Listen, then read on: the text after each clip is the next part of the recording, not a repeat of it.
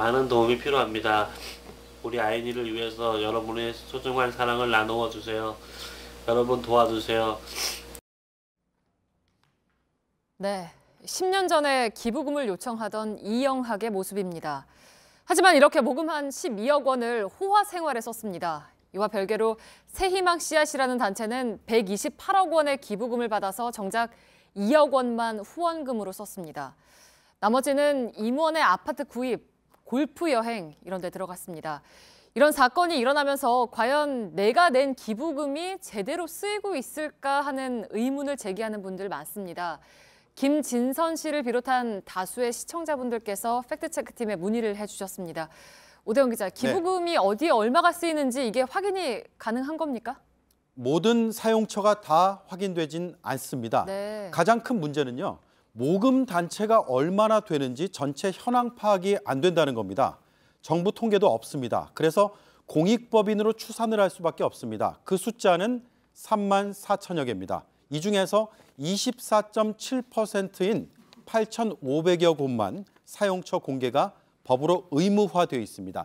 자산이 5억 원 이상이거나 연수입 3억 원 넘는 기관만 대상입니다. 네, 그러니까 아예 법적으로 75%는 공개를 할 의무도 없는 건데 네. 그러면 공개를 하는 기관은 주로 어디에 쓰고 있습니까? 네, 요새 거리에서 자주 볼 수 있는 자선 냄비의 사례를 취재했습니다. 네. 2015년에 모금을 해서 지난해와 올해까지 쓴 금액은 106억 원입니다.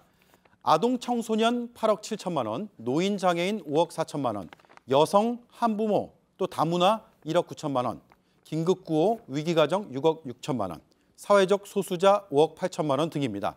주로 이렇게 사회적 배려 계층이 대상이었고 자체 모금 경비로 10억 6천만 원을 썼습니다. 네, 그러니까 비교적 자세하게 나오는 거잖아요. 근데 이제 나머지 75%는 이런 세부 내용을 알 수가 없다는 거죠? 그렇습니다. 하지만 과도하게 걱정할 수준은 아닌 게 공개 대상인 상위 기관들이 상당 부분의 모금을 하고 있기 때문입니다.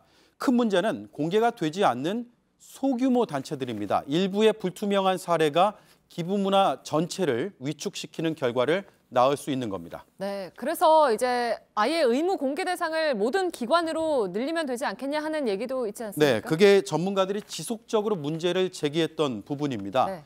규모가 작다는 이유로 관리망에서 벗어난 숫자가 많다 보니까 앞서 본 것 같은 사건들을 방지하기가 어려운 겁니다. 또 하나의 큰 문제는 바로 시스템인데요. 기부자가 필요한 정보를 스스로 다 찾으러 다녀야 한다는 겁니다. 예를 들어서 모금을 해도 되는 단체인지를 확인하려면 행정안전부의 포털 사이트를 확인해야 되고 적법한 복지기관인지 확인하려면 보건복지부의 사회복지시설 정보 시스템을 확인해야 됩니다. 기부금 세액공제 여부를 파악하려면 국세청 가야 됩니다. 홈택스를 찾아 들어가야 됩니다. 이렇게 법이 따로따로 돼 있고 주무부처도 서로 다릅니다. 네, 그러니까 기부를 하는 사람 입장으로 보면 상당히 번거롭게 만들어놨군요. 그렇습니다. 반면에 기부 문화가 잘 정착된 곳은 한 곳에 정보를 다 모으고 있었습니다. 미국은 국세청으로 모든 관리를 일원화시켰고요. 영국과 일본 독립된 위원회를 만들어서 총괄을 하도록 했습니다.